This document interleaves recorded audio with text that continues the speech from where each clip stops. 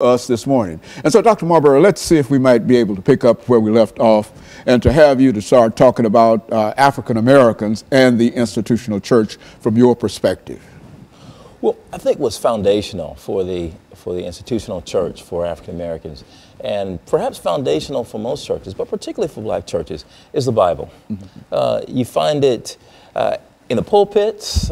We preach from it. It is our authority for our moral life, and it is for most Christian communities the Word of God. And I tell my students every time they step into a pulpit in the midst of a community of believers and they speak from the Bible, they are speaking for that community. What is the Word of God?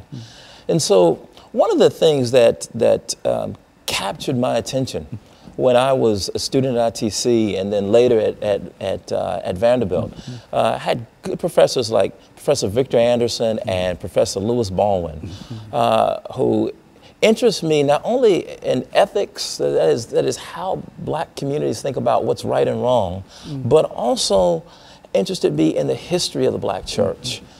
And from that standpoint, I wanted to know, well, why do black churches, why do churches in general think of the Bible and use the Bible so differently? For example, you look in Nashville and you've got churches from one end of the city to the other. And on fundamental issues, we disagree, and yet the same book is being preached from our pulpits. And I began to wonder, well, what's going on? It's not the book is the same. What's going on in the way that we interpret these texts? It's the interpretation of Absolutely, the books. It's the way.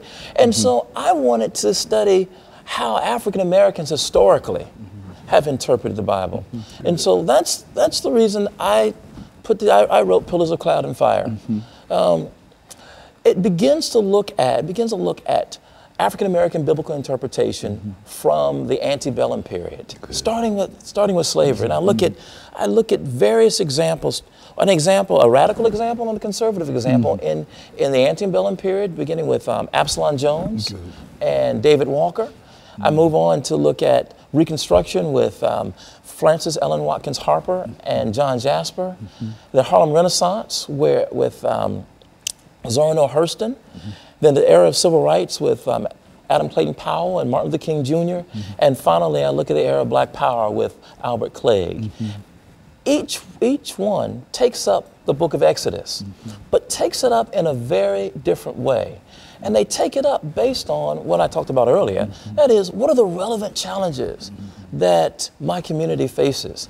How can I continue to make the Word of God, the Bible, relevant? And so during the antebellum period, Absalom Jones and David Walker both take up the story of Exodus almost literally. That if God delivered the children of Israel from Egypt across the Red Sea into the Promised Land, then God will do the same. And the Promised Land was freedom from slavery. Well, freedom from slavery came, and we weren't free. We faced Jim Crow and segregation. And so if you go to the era of Reconstruction, and you look at sermons, the Promised Land doesn't look like freedom from slavery. Emancipation is no longer identified with the Promised Land. Uplift is. Well, how do we educate now? How do we move from just emancipation to education and the kind of cultural attainment that will lift black communities? And after Reconstruction, that changes again in the Harlem Renaissance. This idea that we need to throw off the manacles of slavery, the old Southern sort of African American rebirth. And a rebirth. That's right. The Renaissance man. Renaissance man, Renaissance woman. But for the Harlem Renaissance writers, for the most part, except for Zora Neale Hurston, they were really thinking rather in sexist terms. So they were thinking the new Negro was the new Negro man. Okay. But Zora Neale